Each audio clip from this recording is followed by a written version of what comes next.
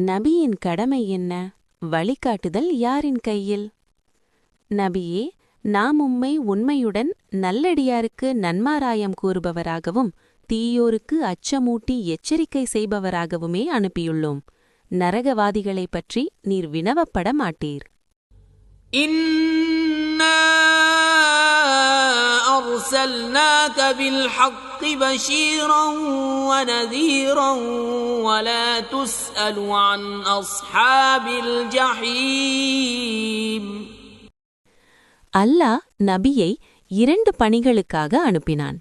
பஷீர், நன்மாராயம் கூறுபவர், யார் நம்பிக்கை கொண்டு நல்லமல் செய்கிறார்களோ அவர்களுக்கு சுவர்க்கத்தின் நற்செய்தி.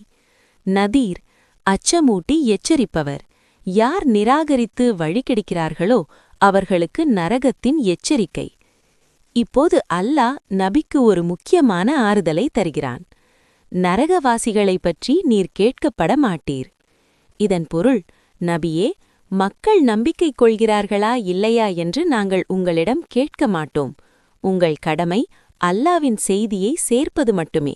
அவர்களின் கணக்கு நிற்கும் பொறுப்பு எங்களிடம் உள்ளது. இறையடியார்களே, இந்த வசனம் நமக்கு கற்றுத்தரும் பாடம், நம் கடமை உண்மையை சேர்ப்பது மட்டுமே. மற்றவர்கள் ஏற்றுக்கொள்கிறார்களா இல்லையா என்பது நம் பொறுப்பல்ல. நாம் ஆறுதலாக இருந்து நம் பணியை தொடர வேண்டும். அல்லாஹ் நம் அனைவரையும் நேர்வழியில் நிலைத்திருக்கச் செய்வானாக. ஆமீன்.